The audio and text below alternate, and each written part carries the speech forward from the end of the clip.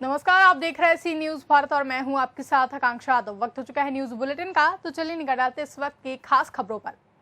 थाना डुबहर बलिया अंतर्गत ग्राम रामपुर टिड़ही में लल्लन पटेल की 1.5 वर्षीय पुत्री कुमारी अनन्या करीब 3 बजे अपने घर के बाहर बारात में बज रहे डीजे के पास बच्चों के साथ खेल रही थी, जिसे वहीं छोड़कर अनन्या की मां व दादी घर में चली गई थी। थोड़ी देर बाद बच्ची के पिता उसे लेने आए तो वहां पर अनन्या नहीं थी।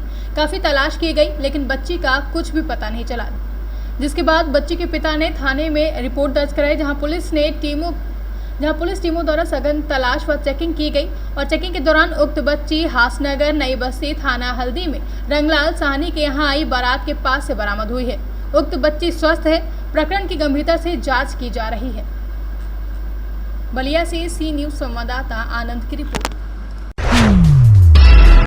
बांदा जनपद के विकासखंड बडोखर खुर्द के अंतर्गत ग्राम पंचायत जारी में सरकारी राशन की दुकान में कोटेदार प्रतिनिधि चुनवाद यादव के द्वारा सरकार द्वारा चलाई जा रही जन कल्याण योजना के तहत सभी कार्ड धारकों को निःशुल्क प्रति यूनिट 5 किलो राशन, गेहूं, चावल सोशल डिस्टेंसिंग का पालन करते हुए वितरित किया जा रहा है। जहां वितरण की खास बात यह रही कि कोटेदार सहित सभी लोग सरकार की गाइडलाइन का पालन करते नजर आए हैं।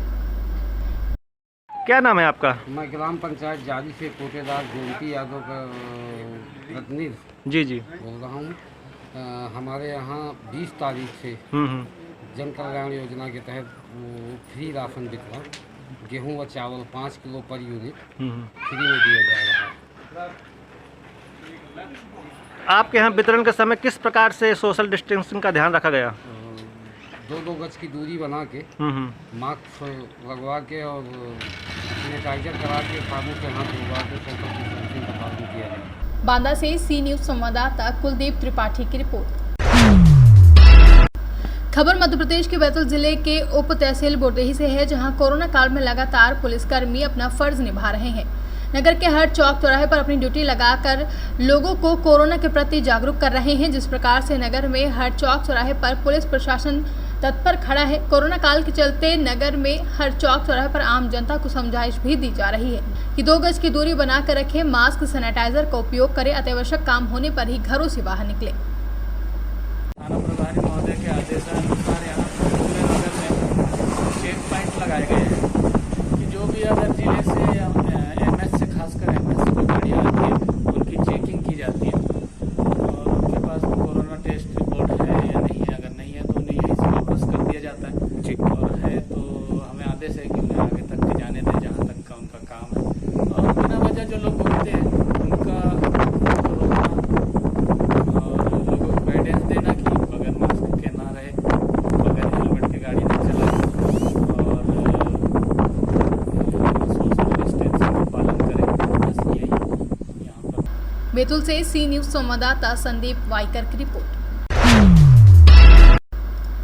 जनपद जालौन के थाना रामपुरा के ग्राम तेहर निवासी राकेश कुमार पत्रकार स्वतंत्र भारत पेपर में कार्यरत हैं, जिससे हाल ही में राकेश का विवाद अस्पताल रामपुर में हुआ था, जिसमें राकेश पर मुकदमा दर्ज हुआ था। बाद में तत्कालीन उसका प्रभारी अधिकारी से लिखित शिकायत सुलहनामा हो गया था, लेकिन कस्बा इंचार्ज मिथिलेश कुमार राकेश की खबरों को लेकर खुन्नस और रंजिश मान्य थे, जिसको लेकर आज गुपचुप तरीके से जिला मुख्यालय से गुंडा एक्ट की कार्रवाई शुरू कर दी है, जिसमें राकेश कुमार को नोटिस भी जारी कर दिया गया है, जिसे देख पत्रकार संघ में रोष व्याप्त है। और पूर्व में ही अभी पत्रकार संघ जनपद में विरोध प्रदर्शन चल रहा है, जिसमें पत्रकारों को भारतीय जनता पार्टी के जिलाध्यक्ष व बसपा पार्टी के नेता व सपा के नेता भी सभी पत्रकारों के साथ सहयोग में एक साथ खड़े हैं, लेकिन पुलिस अपनी हट धर्मिता पर अभी भी खड़ी है। पुलिस ने जबरदस्ती गुंडा की कार्रवाई कर दी। दरअसल ये कार्रवाई इसलिए हुई कि पुलिस के एसआई मिथिलेश कुमार सिंह जो कस्बा इंचार्ज रामपुरा उससे खुन्नस खाए हुए थे, इसको लेकर गया है पूरे भारत में, उत्तर प्रदेश और अन्य राज्यों में पत्रकारों को मुकदमे दर्ज हो रहे हैं, पुलिस का उत्पीड़न हो रहा है। इस सब के पीछे क्या वजह है? ये रामपुरा थाना पत्रकारों के लिए एक काल साबित हो रहा है। कहीं यहाँ फर्जी मुकदमा लिखा जाता है तो कहीं किसी भी गुंडा की कार्रवाई की जाती है। इस समय हमारे साथ राकेश कुमार मौजूद हैं, उनसे बात करते हैं। क्या हुआ आपके साथ? क्या हुआ आपके साथ? हमारे साथ में भी गुंडा की कार्रवाई की गई। क्यों? क्या वजह रही? वजह है कुछ दिन पहले डॉक्टरों के साथ डॉक्टरों ने एक हमारे ऊपर मुकदमा फर्जी मुकदमा लिखाया था, जिसको लेकर आज हम लोगों का राजीनामा भी हो गया था डॉक्टरों में आपस में। फिर भी ऐसा ही मितेश कस्बा इंचार्ज ने खुन्नस से आज हमारे ऊपर गुंडा एक्ट की कार्रवाई की। धन्यवाद। इसके लिए निखिल तिवारी की एक खास रिपोर्ट, जिसमें हमने अभी सीओ माधोगढ़ से बात की तो उन्होंने भरोसा दिलाया कि क्या नाम आपका? राकेश कुमार। क्या हुआ आपके साथ? कुछ दिन पहले हमारे साथ में घटना घटी थी रामपुरा। हम कवरेज करने वहाँ अस्पताल गए थे, तो डॉक्टर साहब ने 19 का एक मुकदमा लगवाया कारवादा, जिसका हम लोगों में आपसी समझौता भी हो गया था। लेकिन जो हमारी जांच विवेचना अधिकारी को दी गई, उसके बाद हमने राजीनामा का कागज दिया था, लेकिन परंतु उन्होंने राजीनामा। जालौन से सी न्यूज संवाददाता निखिल तिवारी की रिपोर्ट। संभल में शराब की लत और मारपीट से परेशान होकर एक युवक द्वारा अपने सगे भाई की गड़ासे से गर्दन काटकर नरसंग हत्या की जाने की घटना सामने आई है। बता दें, दिल दहला देने वाली इस घटना की सूचना मिलने के बाद मौके पर पहुंची पुलिस ने आरोपी युवक को गिरफ्तार कर लिया है। आरोपी मानसिक तौर पर विक्षिप्त बताया जा रहा है। संभल क्षेत्र के सीओ अरुण कुमार सिंह ने जानकारी देते हुए बताया कि आज सुबह नखासा थाने की पुलिस को सूचना मिली थी कि थाना इलाके के डिठाली गांव में दीपक उर्फ टीटू नाम के युवक की उसके घर में ही हत्या कर दी गई है। युवक की हत्या की सूचना मिलने के बाद मौके पर पहुंची पुलिस ने युवक का शव पोस्टमार्टम के लिए भेजने के बाद युवक की हत्या के मामले में मृतक युवक के परिजनों से जानकारी ली तो पारिवारिक विवाद की जानकारी सामने आई। घटना की तफ्तीश के दौरान पुलिस को मृतक युवक के छोटे भाई आकाश की शर्ट पर खून की छींटें दिखाई दी, जिसके बाद शक के आधार पर आकाश को हिरासत में लेकर सख्ती से पूछताछ की गई। आकाश ने अपने सगे भाई दीपक उर्फ टीटू की हत्या करने का जुर्म भी कबूल लिया है। आरोपी आकाश ने पूछताछ में पुलिस को बताया कि दीपक उर्फ छोटू शराब पीने का आदी था। शराब पीने के बाद दीपक उससे हुए परिवार के सभी लोगों के साथ मारपीट करता था, जिसकी वजह से परिवार के सभी लोग दीपक से परेशान थे। दीपक ने आज शराब पीने के बाद उससे फिर से मारपीट की और उसने घर में रखे गड़ासे से कई बार दीपक पर वार कर दिया और उसकी हत्या हो गई। आज प्रातः थाना नखासा स्थित ग्राम रिठाली में दीपक उर्फ टीटू पुत्र इंदल सिंह उम्र लगभग 32 वर्ष जाति जाटव की हत्या की सूचना प्राप्त हुई थी। सूचना पर स्थानीय पुलिस द्वारा मौके पर पहुंचकर मौका मुआयना किया गया तो मृतक का शव उसके मकान के अंदर उसके कमरे में बेड पर पड़ा पाया गया, जिस पर धारदार हथियार के निशान पाए गए हैं। प्रारंभिक जांच व पूछताछ में मृतक का उसके परिजनों, उसकी मां व उसके पिता व उसके भाई से विवाद रहता था।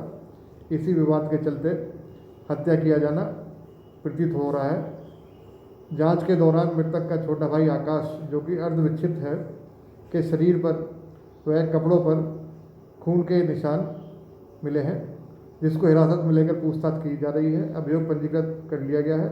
आवश्यक वैधानिक कार्रवाई की। अमरोहा से सी न्यूज संवाददाता सुनील कुमार की रिपोर्ट। कोरोना के खिलाफ लड़ाई लड़ने में ग्राम प्रधान व ग्रामीण अब पूरी तरीके से सक्रिय हो गए हैं। इसी क्रम में लठिया ग्राम प्रधान चंद्रमा देवी पति कमलापति सिंह उर्फ मुन्ना चौहान व जितेंद्र कुमार ग्राम पंचायत अधिकारी व अनुपम मिश्रा रोजगार सेवक द्वारा कोरोना के खिलाफ गांव को सैनिटाइज कराया गया और ब्लीचिंग का छिड़काव भी किया गया।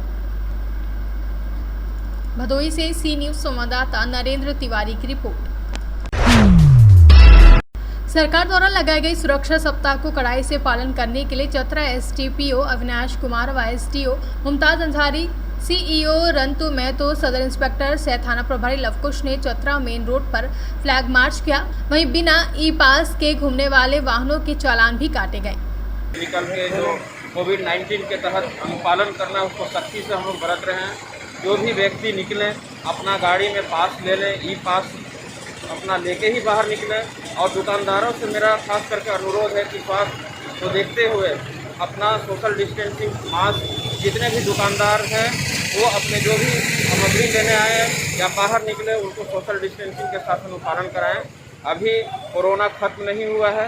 आप सबों से आग्रह है कि इसको देखते हुए हम लोग इसको अनुपालन कराने में पुलिस प्रशासन अपना मुस्तैद है। सर, जो लोग बिना पास का निकल रहे हैं, दुकान संचालित कर रहे हैं, नियम विरुद्ध लोग क्या कर रहे हैं? जो भी चूँकि ई पास की झारखंड सरकार ने उपलब्धता सुनिश्चित की है, बहुत ही आसानी से ये। चतरा से सी न्यूज संवाददाता शाफाद अली की रिपोर्ट। जनपद कासगंज के थाना सिकंदरपुर वैश्य के कादरगंज गंगा घाट पर स्नान करते समय 2 युवक डूब गए, जिन्हें पुलिस ने गोताखोरों की मदद से बाहर निकाला, जिनकी डूबने से मौत हो चुकी थी। दोनों युवकों की पहचान राहुल पुत्र ओमवीर व विकास पुत्र श्यामवीर निवासी छितरा के रूप में हुई है, जहां डूबने की खबर पाकर परिजनों में कोहराम मचा हुआ है। कासगंज से सी न्यूज संवाददाता मानपाल सिंह की रिपोर्ट। प्रयागराज बारा आजीविका चलाने के लिए यमुना नदी के किनारे शवों को दफनाने के लिए खोदते हैं गड्ढे, जहां लॉकडाउन लगने के कारण दिहाड़ी मजदूरों के सामने रोजगार की समस्या उत्पन्न हो गई है। वहीं सरकार के द्वारा घुरपुर थाना क्षेत्र में होने वाले यमुना नदी से बालू खनन पर भी पूर्णतः रोक लगाने के कारण बेरोजगार हुए दिहाड़ी मजदूरों के सामने आज रोजी रोटी का संकट आने लगा है। तब कुछ मजदूरों के द्वारा अपने परिवार की आजीविका चलाने के लिए घुरपुर थाना क्षेत्र के मोहनी का पूर्वा गाँव के पास स्थित यमुना नदी के किनारे दफनाए जाने वाले शवों के लिए गड्ढे खोद करके उससे मिलने वाले पैसों से अपनी आजीविका चलाने का काम कर रहे हैं।